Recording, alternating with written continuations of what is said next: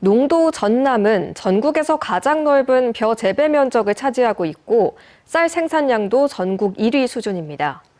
하지만 정부는 쌀 감산 정책에 매몰돼 논에 다른 작물을 키울 것을 장려하고 있는 실정인데요.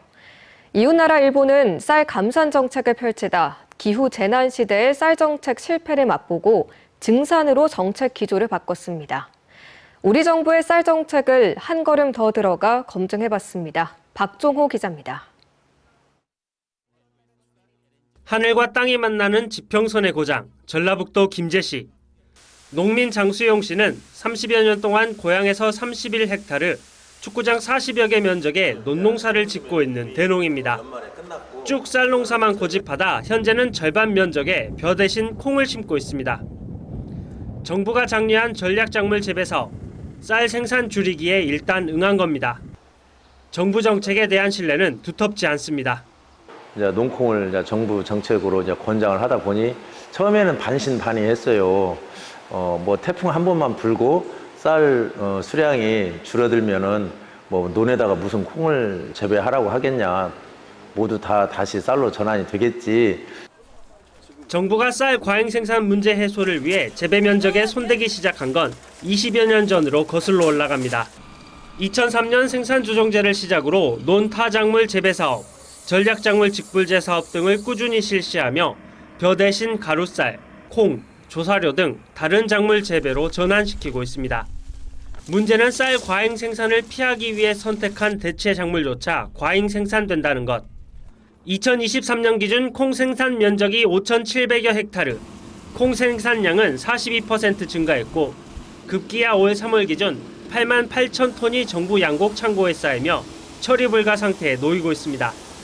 정부가 또다시 기조를 바꿔 벼 대신 콩을 심었던 면적을 1만 헥타르 줄이겠다고 나섰지만 이럴 경우 또다시 논에는 그동안 정부가 감축하려 했던 쌀 농사가 다시 이루어질 가능성이 높습니다.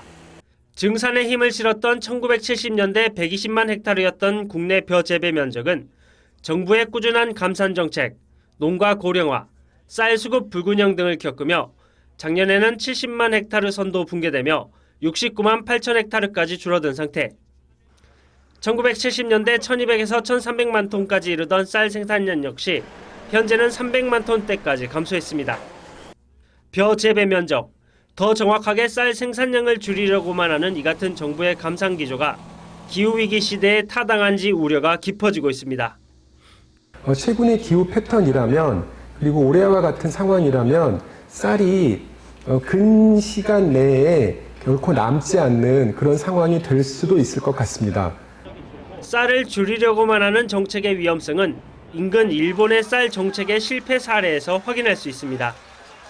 일본은 이미 50여 년 전인 지난 1971년부터 쌀 감산 정책을 이어왔습니다. 2005년 170만 2천 헥타르였던 일본의 쌀 재배 면적은 2023년 134만 4천 헥타르로 줄었습니다. 그런데 이 기간 20%나 감소해버린 쌀 생산량은 정부 판단보다 필요 이상으로 줄어버린 수치였고 급기야 흔했던 쌀의 수급 불안정 사태까지 벌어지며 일본 열도 전역에 쌀 사재기가 속출했습니다.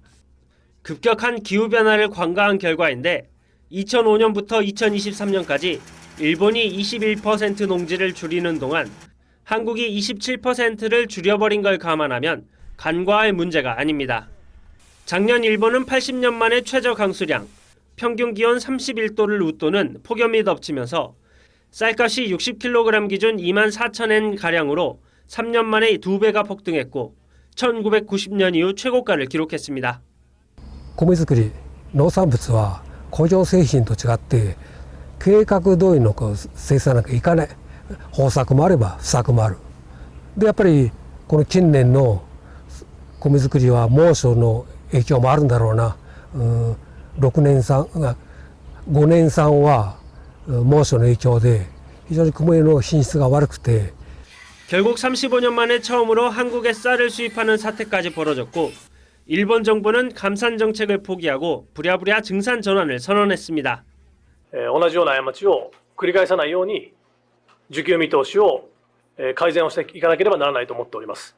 そして総理からメッセージもありましたが、これから需要に応じた増産とこういったことについても党の方からいろんなお声が 쌀 생산 농가와 재배 면적이 줄고 이상기후 등으로 쌀값이 폭등한 일본. 쌀이 남아돈다던 한국도 머지않아 같은 길을 걷게 될지도 모릅니다. MBC 뉴스 박종호입니다. 언제 어디서나 내 손 안의 뉴스. 광주 MBC 뉴스 유튜브 구독으로 함께하세요.